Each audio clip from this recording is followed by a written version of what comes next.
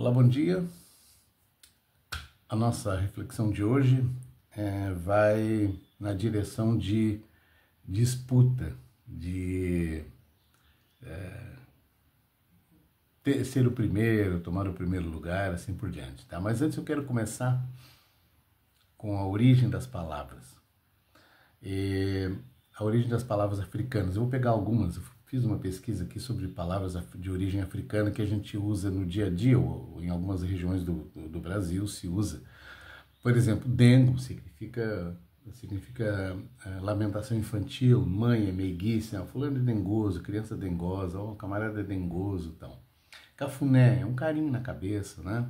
Acarajé é um bolinho de feijão frito que se come muito na Bahia.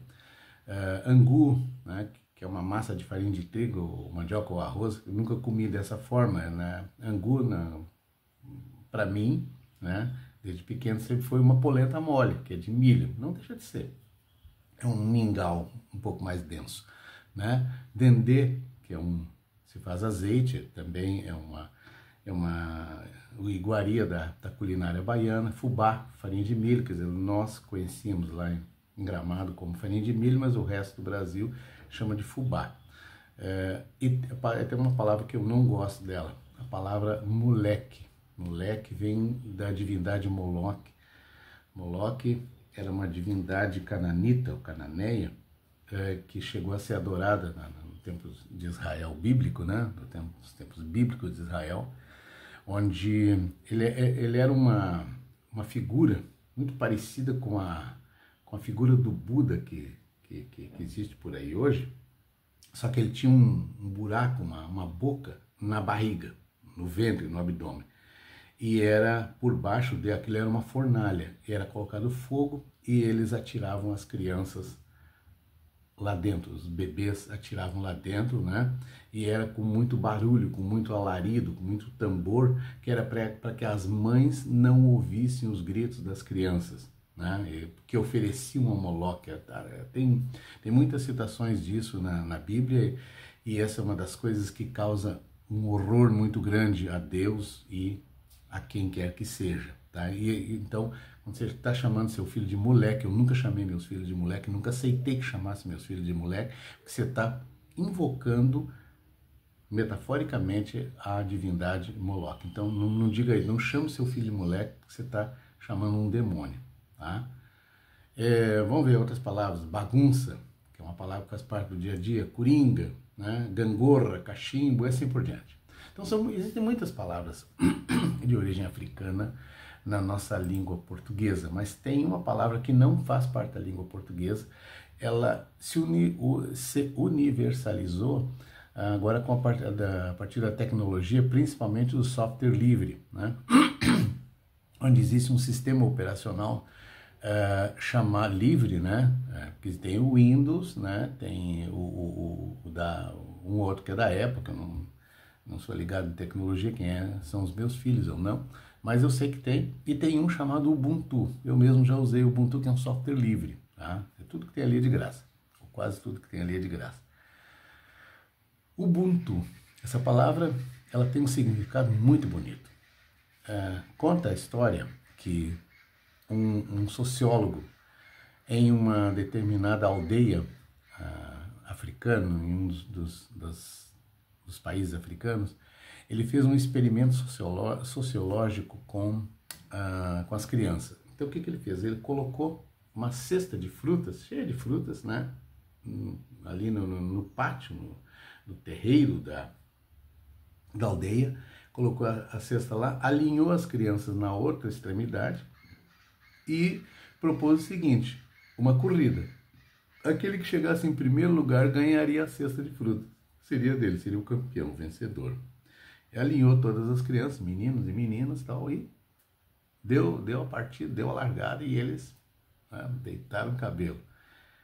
Quando o que estava na frente, o que estava bem à frente, ele estava a um passo de chegar na cesta, ele parou. Ele não chegou na cesta. Olhou para trás e esperou os demais. E eles foram chegando e se alinhando, todos eles. Quando estavam todos ali, aí todos se aproximaram e pegaram a cesta. E dividiram entre todos. Ele ficou muito estranhado e muito surpreso com aquela atitude, né? Então ele chamou aquele menino, o que havia chegado por primeiro, e perguntou para o menino, por que você parou? Você seria o campeão, a cesta seria sua, o prêmio seria seu. Aí sabe o que o menino respondeu? Ele respondeu o seguinte, como eu posso ser feliz, como eu poderia ser feliz enquanto os demais estavam infelizes? Então a palavra Ubuntu significa eu sou porque nós somos. Esse é o sentido. Eu quero dizer para vocês que eu nunca gostei de esportes. Por favor, já não me interpretem mal. E o cara vai começar a falar mal, vai começar a xingar esporte. Não fazia isso não. Até porque eu sei que 99% das pessoas no mundo gostam de esporte. 1% são os chatos como eu, que não gostam de esporte. Mas eu vou dizer para vocês por quê. São duas razões. A primeira razão é uma razão egoísta. Porque quando eu era menino, eu era muito mirradinho, muito perna de pau, era muito... eu tropeçava e caía sentado. Mesmo sentado, eu era capaz de tropeçar e cair de tão pateta que eu era. Então eu nunca era chamado para jogar junto, a não ser que fosse assim, meus amigos, nós éramos 3, 4 amigos e não tinha como, tinha que me botar no jogo, mas eu era o pior. Na escola, eu era obrigado a ser colocado no time, porque o professor de educação física nos condicionava a isso, eles eram obrigados a suportar o pamonha, né? Então eu ia para o gol. Né? Pamonha, o pior dele vai sempre o gol, porque ele não faz nada, sabe? Os outros que se virem defender, porque ele não vai conseguir fazer nada. Então eu acabava sendo deixado de lado e sabe que na juventude, quer dizer, quando numa roda de amigos e tal, o esporte é quase sempre o assunto principal, né? O esporte sendo o assunto principal e você não tem nada para argumentar, ou você vai virar o alvo de deboche, ou você vai ficar quieto num canto. Então chega um ponto que a gente vai se afastando. Essa é uma razão egoísta. Mas existe uma outra razão que me incomoda muito. Não é só o esporte, aí não é entra só esporte, entra qualquer tipo de disputa. Por exemplo, eu nunca entrei em concurso. Nunca entrei em concurso. Né? Como designer, existem centenas de concursos, né? Como artista tem concurso, tudo tem concurso. Né? Eu me lembro que acho que em 2020, teve um ano que eu não me lembro qual foi, eu fui convidado pela Associação dos Artistas e Escritores de Gramado, minha terra. Eu não faço parte da associação, até já fiz sei lá, tempo que não era vivo ainda, mas foi muito pouco tempo. Eu não faço parte de associação alguma, mas eu fui convidado honrosamente para a associação a enviar um poema sobre um determinado tema de Gramado. Eu disse, eu não participo de concurso. Daí disseram, não, vai ter concurso, mas tu é fora de concurso. Teu poema vai ser exposto na praça, impresso, em tamanho grande e tal. Não tem concurso. Tu é convidado. Bom, convidado eu vou. Concurso eu não participo. E nunca participei de concurso de design, espécie alguma. A ideia do concurso não me interessa. Tá? Por quê? Por que eu tenho que ser o primeiro? Por que eu tenho que ser o melhor? Lembra que eu já disse para vocês outro dia que na condição de designer, eu tinha que passar o tempo todo provando que eu era o melhor. E eu não era o melhor, mas eu tinha que mostrar que eu era. O meu cliente tinha que acreditar que eu era o melhor. Que o designer que ele estava contratando era o melhor. Né? Porque ele ia, quando eu fazia decoração de interiores, na época chamava decoração de interiores, depois passou a chamar design de interiores, não importa, eu fazia a mesma coisa.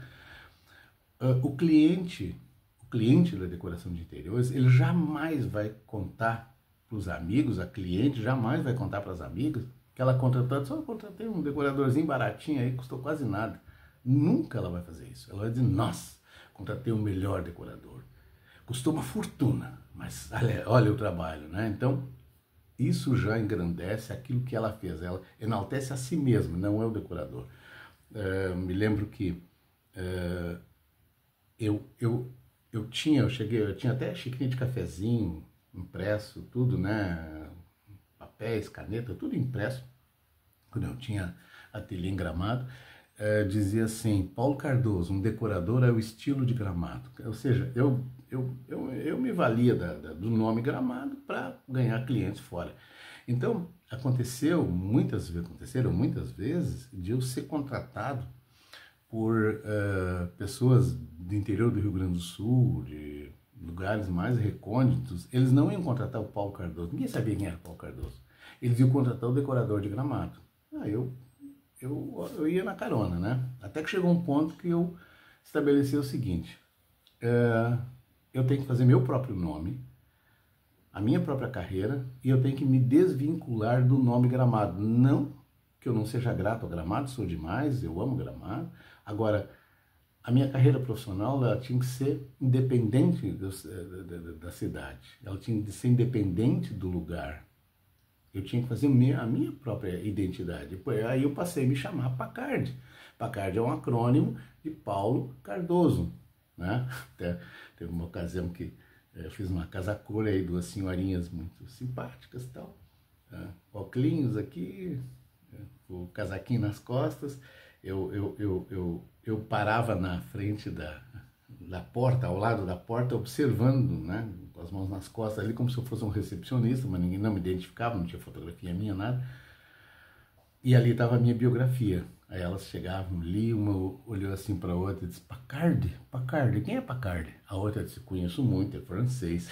E eu ali atrás, né, francês de Cazuza Ferreira. Tudo bem. Mas enfim, eu buscava enaltecer o meu nome profissional porque eu precisava transformar aquilo em trabalho. Tá? Agora, à medida ao largo dos anos e muito recentemente, que eu praticamente larguei o design, praticamente parei de buscar clientes no design e assumi o meu lado artístico. Então, olha, hoje eu não me chamo mais de designer, me chamo de artista, tá bom? Porque antes me chamavam de artista, eu disse, não, sou artista. Não, porque eles falam em artista para um empresário, eu disse, eu não quero esse louco aí. Não, eu quero um designer, eu não quero artista aqui, não. Artista são uns malucos e tal. Então, hoje eu assumi a minha maluquice, sou artista, vivo da minha arte. Mas, e qual é a diferença? O artista, ele não depende de concurso. Tem concurso de arte também, mas, sinceramente, nunca vão ver o meu trabalho lá. Por quê? Por que eu preciso ter que chegar em primeiro lugar? Tira a arte de lado, das empresas. A empresa tem que ser a número 1. Né? Tem até marca de bebida que diz número 1. Mas, puxa, mas o número 2 não serve para nada, e o número 3? Por que número 1, número 2, número 3? Porque ele teve naquele momento, naquela circunstância, naquelas características, e ele teve um pontinho a mais, pronto, agora ele é o número 1. Num jogo, numa Copa do Mundo, por exemplo, ambos jogaram assim com muita galhardia, com muito entusiasmo, muita técnica, muita capacidade, esgotaram as energias, 90 minutos, prorrogaram mais 30 e continuaram empatados. Aí no jogo da sorte, no golpe da sorte, vão lá para os pênaltis. Aí tem a infelicidade que um entra ali no gol e pronto, agora é campeão do mundo, agora ele é o melhor do mundo. Ele não é o melhor do mundo. Ele teve a sorte de que, ou a infelicidade, de que uma bola entrou, né, na sua rede, bateu na sua rede, enquanto que a outra não conseguiu, ele errou o alvo, o goleiro atacou, assim por diante. Isso não torna ninguém melhor. Isso é uma falsidade, isso é uma farsa, a farsa do melhor, a farsa do primeiro. Eu não consigo me colocar nisso, quer dizer, eu, por um golpe de sorte, eu sou o primeiro, o que se esforçou igual a mim ali do meu lado, ficou em segundo, terceiro, ou perdeu a chance. Então, eu não concordo com isso. E eu não vejo isso, né? Eu não vejo isso no plano de Deus. O apóstolo Paulo tem uma frase que ela pode parecer contraditória, que ele diz assim, ele usando as Olimpíadas como referência, né, os Jogos Olímpicos como referência, começa que ele faz uma referência a uma festa pagã em honra aos deuses do Olimpo, mas ele usa aquilo ali dizendo o seguinte, quer dizer, ele usou exatamente um mau exemplo para dizer o seguinte: muitos são os que correm, mas só um chega lá. Mas ele não está dizendo que dentro da minha vida espiritual eu tenho que correr na frente, porque só eu posso chegar e os outros não. Aqueles que se esforçaram, aqueles que estiveram ao lado de Deus, não, eles entraram em segundo porque eu fui o primeiro. Sabe, no jogo de Deus, não é um jogo, estou usando uma metáfora, no jogo de Deus não existe, sabe? Não, tu foi o melhor, vem pra cá, não é assim. Aí eu vou usar como exemplo Israel, tá? Existe um preconceito muito grande em relação ao povo judeu, muito grande. O antissemitismo é muito grande, porque o que dizem dos judeus? Eles se acham os melhores. Eles acham que eles são os privilegiados de Deus, que eles são os escolhidos de Deus e que por isso eles são melhores que os outros. Não é isso que diz. Deus mesmo diz para Israel o seguinte: eu não escolhi vocês porque vocês são bons. Eu escolhi vocês porque os outros são piores. Mas Deus não escolheu, Deus não privilegiou Israel para que Israel se ache melhor que os outros. Deus privilegiou Israel, Deus chamou Israel como povo escolhido, deu a Israel bênçãos incondicionais, eu já vou falar de algumas delas, ou da principal delas, tá? Para que os outros povos que vissem Israel, tá, nas condições que eles foram colocados, dissessem o seguinte: quão grande é o Deus de Israel que nessas condições os abençoou. Então, a pergunta que eu sempre faço é o seguinte: por que Deus tirou Israel do Egito, primeiro fez, olha que povo escolhido, porque o povo de Israel já tinha sido escolhido lá no tempo de Abraão, lá na promessa de Abraão. Deus diz a Abraão: olha, eu farei da tua descendência uma grande nação.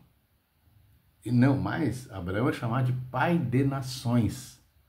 Abraão, quando mudou o nome foi acrescentado um A, né, um Aleph no nome dele, ele torna-se pai de nações. Pai de nações.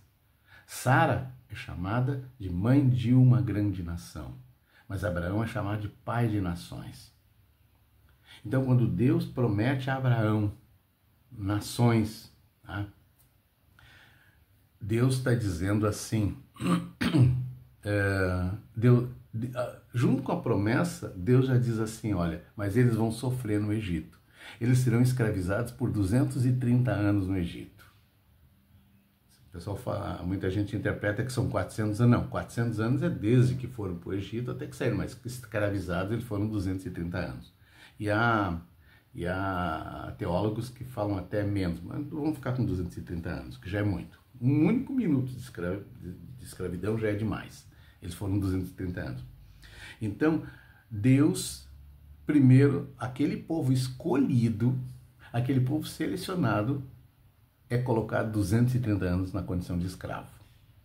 Aí depois ele é tirado de lá com mão forte, a história do Êxodo, né? Lembrado na Pêssah, lembrado na Páscoa, né? Ele é tirado com mão forte. Para onde que ele é levado? Bom, eu quero crer que nesse tempo de Moisés, há 3.500 anos atrás, já existia a Amazônia, já existia o Brasil, já existia a América do Norte, já existia a Europa, lugares muito bons, uns mais frios, outros mais quentes, mas já existiam lugares muito bons nesse mundo. Segundo a carta de Pero Vaz de Caminha, aqui na terra brasileira, que ele só conheceu um trechinho da costa ali, né, da Bahia, ele diz o seguinte: essa terra, tudo que se plantar nela dá. Então, por que... outra coisa, Deus era um especialista em navegação. Estou usando uma metáfora, não estou reduzindo Deus a uma condição humana, mas eu estou usando uma metáfora. Deus, como especialista em navegação, já tinha ensinado a Noé a fazer um navio gigantesco, a um navio muito grande, muito bem equipado, para sobreviver a meses dentro d'água. Então, uma viagem do Oriente até aqui não levaria meses, 2 meses no máximo, 3 meses na época, né? Deus poderia colocar esse povo todo em alguns navios e jogar aqui para o Brasil. Pronto, está favorecido. Teria favorecido. Mas por que Deus colocou no meio de um deserto? Para quem conhece Israel, o pequenininho, pequeníssimo Estado de Israel, na época maior, quando Deus estabeleceu o tamanho da terra de Israel, era bem maior, né? Ia até o Iraque, ia até o Irã, ia até a Jordânia, ia até parte do Egito, assim por diante. Mas Israel, deserto, um deserto, hoje Israel é um deserto. Se aqui em qualquer lugar do mundo que você furar alguns metros, você vai achar água. Em Israel não acha. Pode furar quanto quiser, não vai achar água. A água lá é reduzida. Rocha, pedra, animais ferozes, serpentes, o que tinha de ruim estava lá. E Deus coloca Israel dentro daquele lugar. Naquele lugar. Por que Deus coloca ele ali? Por que Deus coloca? Como eu chamo de bênção colocá-lo ali? Exatamente, essa é a bênção. Para que Israel, para que o povo de Israel entendesse que o privilégio deles não era o chão onde pisavam. Até porque lá no Éden, lá quando foi expulso do Éden, ao contrário do que se imagina, o ser humano não foi amaldiçoado. Me mostrem na Bíblia onde é que diz que o ser humano seria amaldiçoado. Não, não tem. Quem é que foi amaldiçoado? A serpente, representando o Satã, e a terra. A terra, Deus diz, por tua causa, a terra é amaldiçoada e ela produzirá cardos e abrolhos. Ou seja, nada útil. Então a terra amaldiçoada, e naquela terra amaldiçoada, Deus coloca o povo, na terra amaldiçoada. E o que é que Deus faz com uma terra amaldiçoada, com um povo sofrido em cima de uma terra amaldiçoada? Ele mostra que ele é Deus. Ele mostra quem é Deus. Ele mostra o tamanho do amor de Deus. Ele mostra o tamanho e a proporção e a perfeição da justiça de Deus. Então, este povo deveria servir de exemplo a todas as nações. Por isso, o judeu, ele diz assim: nós recebemos bênçãos, muitas bênçãos, mas nós recebemos junto com as bênçãos muitas responsabilidades. Então, usa-se como exemplo. No Brasil, tem 215 milhões de brasileiros, mas só um deles é o presidente da República. Então, por ser o presidente da República, ele tem alguns privilégios. Ele mora no palácio, ele tem um salário avantajado, ele tem pessoas que o servem, ele tem privilégios, ele tem regalias. Mas a responsabilidade que ele tem é maior do que todo o povo brasileiro junto. Então, quanto maior a bênção, maior a responsabilidade. Esse é o objetivo. Então, eu volto, mas assim, Deus nunca colocou em Israel a condição de ser o primeiro. Deus colocou em Israel a condição de ser o exemplo. Deus nunca colocou em Israel a condição de estabelecer disputas. Tanto é que quando Deus abençoa lá no deserto, todo o povo, quando é distribuída a lei de Moisés, quando Moisés, a lei de Deus, através de Moisés, Moisés usa a expressão Kol Israel vekol goim, a toda Israel e a todas as nações. Por quê? Porque naquele momento, haviam 70 nações representadas ali. Não foram só os israelitas que saíram do Egito, não foi só o povo hebreu que saiu do Egito. Foram todos os escravos, ou quase todos, não sei se alguns ficaram, mas foram escravos, eram todos escravos, todos escravizados. E se juntaram ao povo hebreu e acompanharam o povo hebreu pelo deserto. O próprio o próprio Caleb, Caleb não era hebreu. O próprio Caleb não era hebreu. Então, esse povo estava junto com Israel, nos seus acampamentos, na sua peregrinação e na terra prometida. E entraram junto com Israel na terra prometida. Então, Deus estabeleceu um lugar para que todas as nações tivessem paz, tivessem um exemplo. estabeleceu um templo, mandou que construísse um tabernáculo e depois um templo no monte, e disse a Salomão o seguinte: todo aquele que voltado para esse lugar orar a mim e clamar com o coração arrependido, eu sararei essa terra, eu o abençoarei. Ele não falou apenas o povo judeu, ele falou todo aquele, né? Kol goim, todos os povos. Então, em nenhum momento Deus estabeleceu que haveria uma disputa, o que chegasse em primeiro lugar seria abençoado. Não, Deus os colocou no lugar onde todos deveriam estar, onde todos deveriam passar por ali, não precisava morar lá. Israel era uma passagem, até hoje é uma passagem, sabe, entre o Egito, o norte, as pessoas tinham que passar por ali, era uma confluência do mar Mediterrâneo, era uma confluência, os viajantes passavam por lá e eles serviam de exemplo. Abraão recebia viajantes, passavam viajantes por lá e ele recebia viajantes e testemunhava, né? Na nossa linguagem de hoje em dia, evangelizava. Ele levava o conhecimento do Deus único através do seu monoteísmo. Então, a ideia da disputa não fecha comigo. Não fecha comigo. Como eu disse, não é pecado você querer o primeiro lugar, mas toma cuidado em que ser o primeiro deva ser porque você acelerou, não porque passou por cima do pescoço de alguém. Usar o pescoço das pessoas como tapete ou como degrau não leva a bom lugar. Então, a ideia de ser o primeiro tem que ter cuidado onde pisa. Chegar à frente não significa pisar para que o outro caia, porque eu posso chegar à frente significa um destino, naquele lugar. Então eu posso chegar naquele lugar, mas nada impede que o outro chegue junto. Jesus diz assim: na casa de meu pai há muitas moradas. Há uma tradução que diz há muitos departamentos, há muitos cômodos. É como se fosse um grande hotel, né? Uma grande pousada, né? Há muitas moradas. Muitas moradas não significa para uma pessoa, um povo só. Significa para todos os povos. E o livro de Apocalipse fala numa grande multidão, né? Ele usa um número simbólico de 144 mil. Então o pessoal faz a conta, nossa, 144 mil, você cabe num estádio. Não é assim. Tá? A Bíblia não se interpreta dessa forma. Vamos ver o que significa 144 mil. Eu já estou mudando, eu não estou mudando de assunto, eu só estou dizendo para vocês que não é apenas um número específico que chega à frente, que podem ser todos, não serão todos, mas podem ser, tem lugar para todos.